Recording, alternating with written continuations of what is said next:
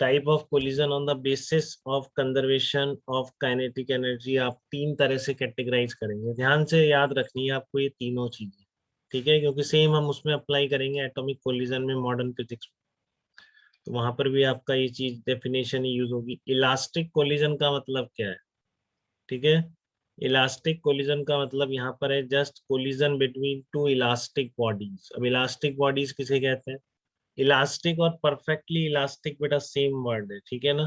कोई आप कहे कि इलास्टिक लिखते हैं तो वो इलास्टिक मतलब परफेक्टली इलास्टिक है। परफेक्टली इलास्टिक भी वही है जो इलास्टिक का मीनिंग, ठीक है। इलास्टिक बॉडीज का मतलब होता है कि जब उन पे डिफॉर्मिंग फोर्स हटेगा तो वो अपनी शेप बिल्कुल वैसे की वैसे रिगेन कर लेती, ठीक है। कोई उनमें डिफॉर्मेशन नहीं रह जाता है, वो आपकी क्या कहलाती है? इलास्टिक बॉडीज कहलाती है। और इलास्टिक बॉडीज की जो कोलिजन है, हाँ हार्दिक सही कह रहे हैं, डिफॉर्मेशन बचता ही नहीं है इलास्टिक बॉडीज। वही बॉडीज क्या कहलाती है? इलास्टिक या परफेक्टली इलास्टिक बॉडीज कहलाती है, ठीक है। जैसे आपकी ये बॉडी है, इसकी वेलोसिटी u1 है, इसकी u2 है, ठीक है। ये duration of during the collision situation है, ये आप, ठीक है। ये आपकी ड्यूरिंग द कोलिजन सिचुएशन है कि v1 डैश v2 डैश हो गई, आपको बताया गया। तो यहाँ पर तो इसलिए आपसे ऐसा बोला जाए, देखो यहाँ पर दोनों है, काइनेटिक एनर्जी प्लस डिफॉर्मेशन, दोनों एनर्जी है during the collision.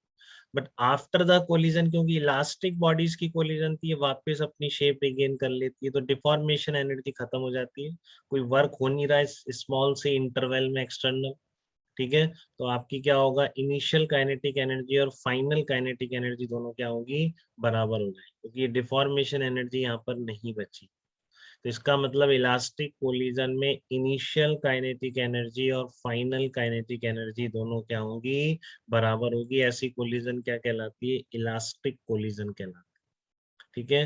Kinetic energy initial is equal to kinetic energy final, ये क्या कहलाएगी? आपकी इलास्टिक कोलिजन कहलाएगी, ठीक है। और इसमें क्या ये स्टेटमेंट क्या है? इलास्टिक कोलिजन में काइनेटिक एनर्जी हमेशा कंजर्व रहती है, तो ये स्टेटमेंट गलत है, ठीक है ना। इसको आपको सही नहीं बोलना है बिल्कुल भी, क्योंकि kinetic energy initial is equal to kinetic energy final, ठीक है। किसमें? बीच में जो ये स्टेज है ना, यहाँ पर तो आएगी ना बेटा डिफॉर्मेशन है। तो हम ये तो नहीं बोल सकते ना during the entire duration of collision kinetic energy is always constant, ये स्टेटमेंट गलत हो गया, ठीक है। Total momentum is always constant, वो स्टेटमेंट सही। इन पार्टिकल की कोलिजन में शुरू से एंड तक हर स्टेज पर टोटल मोमेंटम तो कंजर्व है, ठीक है। But total kinetic energy her stage पर कंजर्व नहीं है। जब ड्यूरिंग द कोलिजन है, जब कांटेक्ट में है, तब काइनेटिक एनर्जी डिफॉर्मेशन में कन्वर्ट होगी, ठीक है। बट क्योंकि ये बॉडी इलास्टिक बॉडीज हैं, तो आफ्टर कोलिजन डिफॉर्मेशन नहीं बचेगा, सिर्फ काइनेटिक एनर्जी रह जाएगी, जो कि इनिशियल काइनेटिक एनर्जी के बराबर होगी। तो इसलिए आप क्या बोलेंगे? इलास्टिक कोलिजन में आपको ये तो याद रहता है कि काइनेटिक एनर्जी कंजर्व रहती है, बहुत याद करा दिया जाता है, बट उसकी ये सारे मीनिंग भी आपको क्लियर होने चाहिए, ठीक है। एक तो कोलिजन बिटवीन इलास्टिक बॉडीज क्या कहलाती है? इलास्टिक कोलिजन कहलाती है। मोमेंटम हमेशा कंजर्व है, टोटल मोमेंटम। बट क्या टोटल काइनेटिक एनर्जी हमेशा कंजर्व है? ऐसा नहीं, ठीक है। During the collision there will be kinetic plus deformation दोनों होंगे, ठीक है। फिर आफ्टर कोलिजन क्या हो जाएगा उसका? After collision kinetic energy final बचेगी, ठीक है ना। तो ये आप इनिशियल के बराबर होगी, क्योंकि डिफॉर्मेशन नहीं। तो ये कोलिजन क्या है? आपकी इलास्टिक कोलिजन। अब इलास्टिक लिखे या परफेक्टली इलास्टिक, सेम मीनिंग, ठीक है। क्लियर है? अब मैं यहाँ पर एक चीज आपको बताना चाहता हूँ, जो बहुत पूछी जाती है जनरल कोलिजन के लिए, बट यहाँ पे आ गई ये बात, लिखा हुआ है, ठीक है। मैक्सिमम डिफॉर्मेशन वाली स्टेज कौन सी होगी? हर कोलिजन के लिए कि मैक्सिमम डिफॉर्मेशन वाली स्टेज कौन सी होगी, ठीक है। हमेशा ध्यान रखेंगे, ये बहुत ही ज्यादा इंपॉर्टेंट चीज लिखी हुई है यहाँ पर। एट मैक्सिमम डिफॉर्मेशन की क्या कंडीशन है? तो आपको स्प्रिंग ब्लॉक सिस्टम याद है क्या? किसी ने पढ़ा हो दोबारा से? इतना किसी के पास टाइम मिला हो कि एक माह से M1, एक माह से M2, ठीक है, और आपने इसको V0 स्पीड से प्रोजेक्ट किया, तो मैक्सिमम कंप्रेशन कब होता है बताओ? मैक्सिमम कंप्रेशन स्टेज पर क्या कंडीशन? जब दोनों की वेलोसिटी सेम हो जाती है। हाँ चलो, ये बात तो मैंने फाइनली सब बच्चों को याद करा दी, ठीक है। कि जब मैक्सिमम क्या होगा इन पर कंप्रेशन कब होगा? जब दोनों की वेलोसिटी सेम होगी, इसकी भी v, इसकी भी। तो यहाँ भी एकदम वैसा ही केस है बेटा, ठीक है ना। ये बॉडी आके इस बॉडी को प्रेस कर रही है, ठीक है ना। तो कब तक ये धक्का मारेगी इसको, जब तक कि इसकी वेलोसिटी इससे ज्यादा रहेगी, ठीक है। फिर क्योंकि इसकी ये इस तरह धक्का मार इधर से आके टकरा रही ना, इसकी ज्यादा थी, बात हुई थी ना अपनी, u1 is greater than u। तो इसको धक्का मारती रहेगी, कब तक धक्का मारती रहेगी, जब तक कि दोनों की वेलोसिटी क्या नहीं हो जाती, सेम नहीं हो जाती। आ रही है बात समझ में, बिल्कुल यही सिचुएशन, ठीक है। ये इसको कब तक धक्का मारती रहेगी, जब तक कि इसकी वेलोसिटी इससे ज्यादा रहेगी, क्योंकि इसकी वेलोसिटी कम हो रही है, इसकी बढ़ रही है, ठीक है। क्योंकि इस पर देखो फोर्स इस डायरेक्शन में आ रहा है, इस पर फोर्स अपोजिट डायरेक्शन में।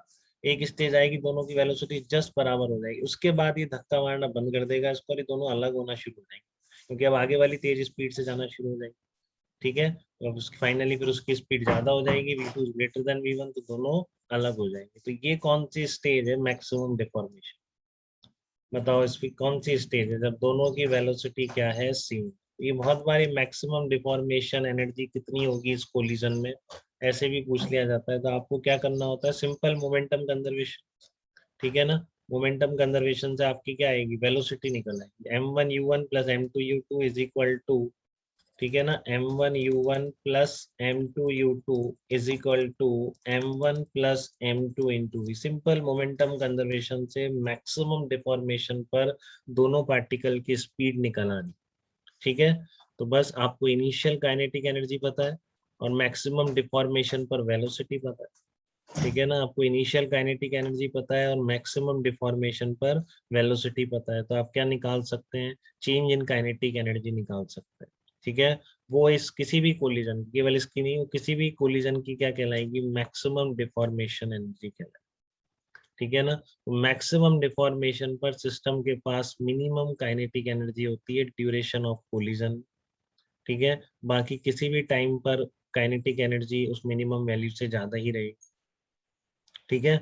बट ये स्टेज जरूर ध्यान रखेंगे, इस कोलिजन की प्रोसेस में मैक्सिमम डिफॉर्मेशन का क्या मतलब है, वही मतलब है जो कि इस स्प्रिंग ब्लॉक सिस्टम में मैक्सिमम कंप्रेशन ऑफ स्प्रिंग का मतलब जब आता है, ठीक है। एग्जैक्टली वैसा ही मीनिंग है। तो आप मोमेंटम कंजर्वेशन से वो कॉमन वेलोसिटी निकाल सकते हैं, वेलोसिटी एट मैक्सिमम डिफॉर्मेशन, ठीक है।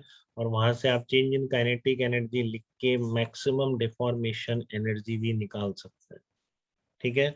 अभी जो बहुत बार पढ़ लेगा एग्जाम से पहले, वो एग्जाम में भी अप्लाई कर, ठीक है ना। जो कम पढ़ेगा उसको भूल जाएगा, वो थोड़ी नहीं इतनी छोटी छोटी बातें याद रहती, होती बहुत सारी, बट याद उसी को रहती है जो रेगुलरली रिवाइज करता है, ठीक है। तो मैक्सिमम डिफॉर्मेशन पर क्या होगी, मिनिमम काइनेटिक एनर्जी, कहाँ लिख रखा है मैंने, ध्यान रखिएगा, v1 dash is equal to v2 dash, ठीक है, भूलना नहीं है बेटा कुछ।